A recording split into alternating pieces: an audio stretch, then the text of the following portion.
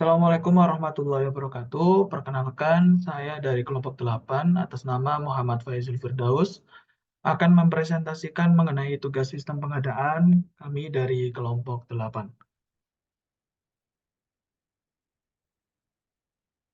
Peran strategis fungsi pengadaan dalam supply chain itu sendiri, yang pertama itu ada inovasi dan kualitas produk, yang kedua yaitu memastikan ketersediaan bahan baku dan komponen, yang ketiga pengelolaan resiko pasokan, yang keempat yaitu optimasi biaya dan efisiensi, yang kelima itu pemenuhan kebutuhan pelanggan.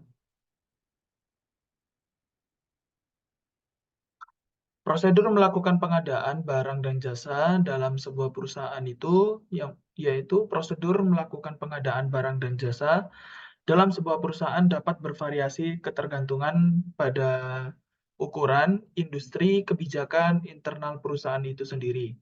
Namun demikian, terdapat beberapa langkah umum yang sering kita ikuti dalam proses pengadaan yang dapat ditemukan dalam panduan praktik terbaik atau jurnal yang ditulis oleh pakar di bidang manajemen operasi, manajemen rantai pasok, ataupun manajemen pembelian. Berikut adalah gambaran umum dari prosedur pengadaan barang dan jasa.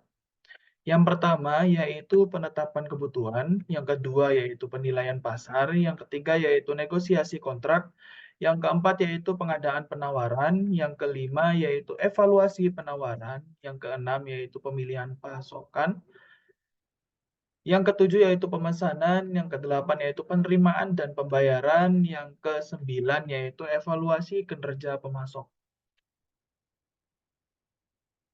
Langkah-langkah yang dapat dilakukan untuk mengurangi lead time dalam pengadaan, yang pertama yang kita harus lakukan yaitu memilih pemasok lokal ataupun jarak dan waktu yang harus kita perhatikan itu jarak dan waktu pengiriman lebih singkat dan biaya lebih murah.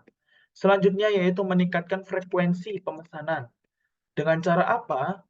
Kita harus melihat pesanan lebih kecil dan lebih sering untuk manajemen persediaan yang lebih sederhana dan efisiensi. Selanjutnya yaitu membuat skema insentif.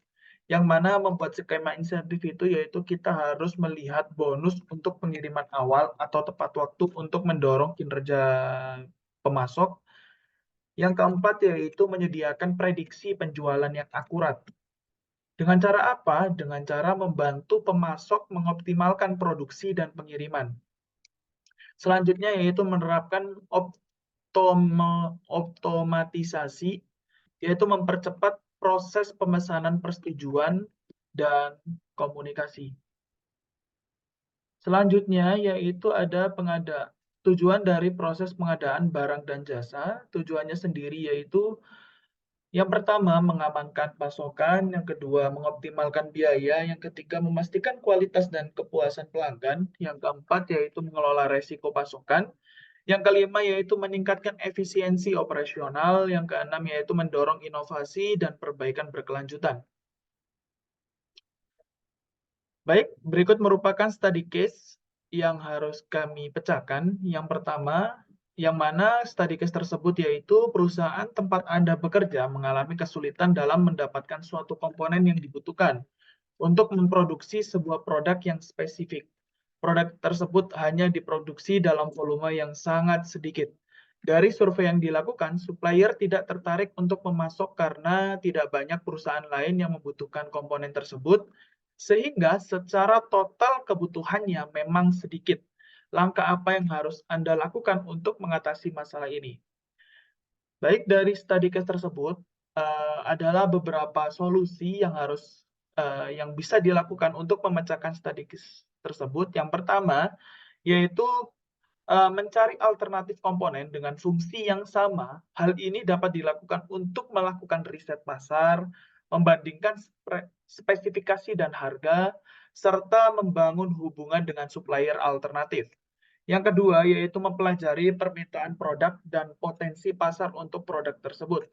Yang ketiga, yaitu bekerja sama dengan perusahaan lain yang memiliki kebutuhan komponen serupa untuk membangun platform yang bersama. Baik, berikut merupakan daftar pustaka yang kami ambil untuk menyelesaikan tugas sistem pengadaan. Thank you for attention.